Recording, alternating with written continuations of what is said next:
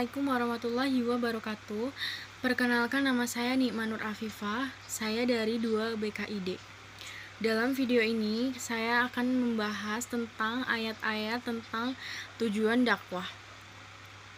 Dalam materi kali ini, ayat-ayat tentang tujuan dakwah terdapat dalam surat Hud ayat 61, surat Ali Imran ayat 159, surat Ar-Ra'd ayat 19 dan 20, dan surat Al-Kahfi ayat 29.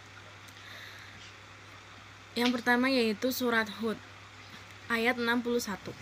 Allah Subhanahu wa taala berfirman, yang artinya, dan kepada kaum Samud kami utus saudara mereka Saleh. Dia berkata, wahai kaumku, sembahlah Allah, tidak ada Tuhan bagimu selain Dia.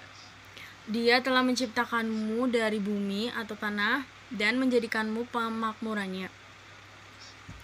Karena itu mohonlah ampunan kepadanya, kemudian bertobatlah kepadanya. Sesungguhnya Tuhanku sangat dekat rahmatnya dan memperkenankan atau doa hambanya.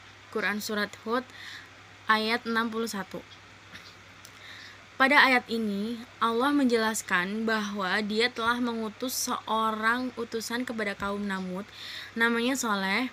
Ia menyeru mereka supaya menyembah Allah dan meninggalkan sembahan-sembahan yang telah membawa mereka kepada jalan yang salah dan menyesatkan. Allah lah yang menciptakan mereka dari tanah. Dari tanah itulah diciptakannya Adam alaihissalam, dan dari tanah itulah lah asal semua manusia.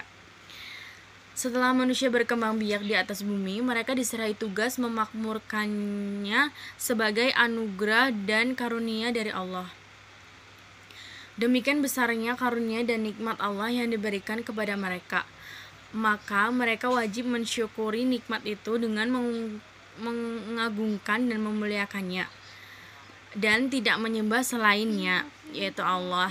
Dan seharusnya mereka bertobat kepadanya, karena keterlanjuran mereka berbuat kesesatan, menyembah sembahan-sembahan selain Dia. Bila mereka menyadari hal itu dan dengan sungguh-sungguh bertobat kepadanya, tentulah Allah yang Maha Pemurah lagi Maha Penerima tobat atau mengampuni mereka dan memasukkan mereka ke dalam golongan orang-orang yang soleh. Inilah yang diserukan dan dianjurkan Nabi Saleh alaihissalam kepada kaumnya itu. Selanjutnya surah Ali Imran ayat 159.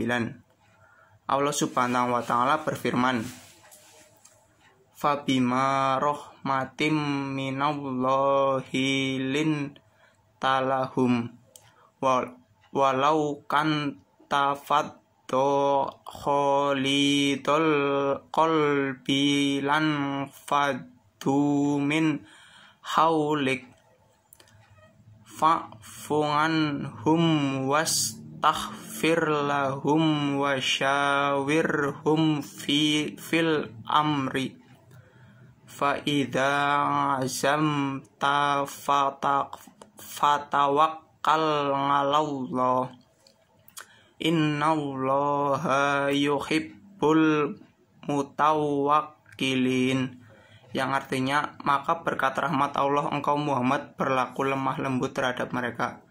Sekiranya kamu bersikap keras dan berhati kasar, tentulah mereka menjauhkan diri dari sekitarmu.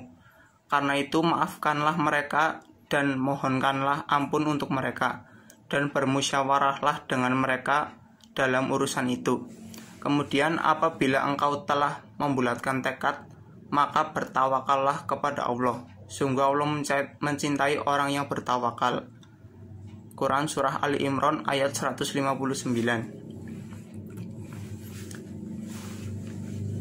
Maka berkat merupakan tambahan rahmat dari Allah kamu menjadi lemah lembut, hai Muhammad, kepada mereka, sehingga kamu hadapi pelanggaran mereka terhadap perintahmu itu dengan sikap lunak.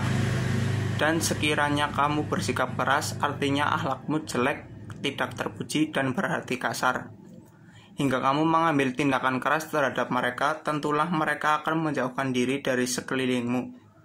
maka maafkanlah mereka atas kesalahan yang mereka perbuat dan mintakanlah ampunan bagi mereka atas kesalahan-kesalahan itu hingga ku ampuni serta berundinglah dengan mereka.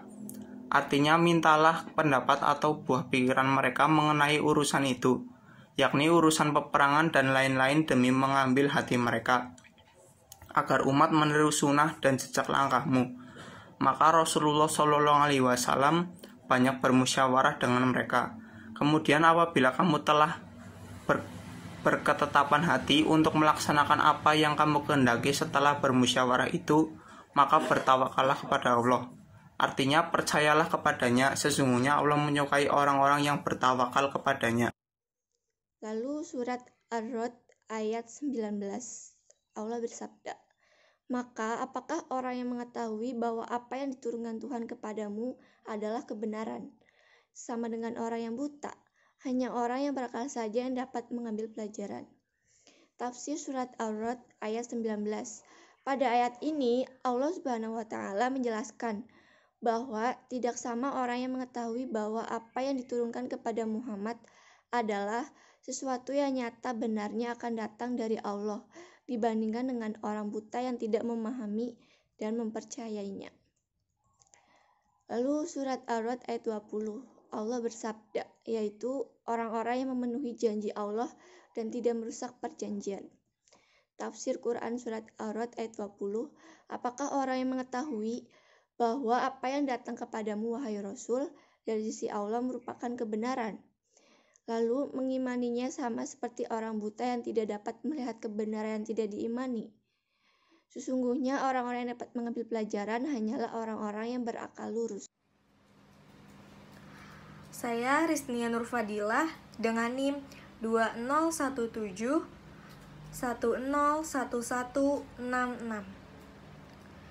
Surat yang selanjutnya yaitu surat Al-Kahfi.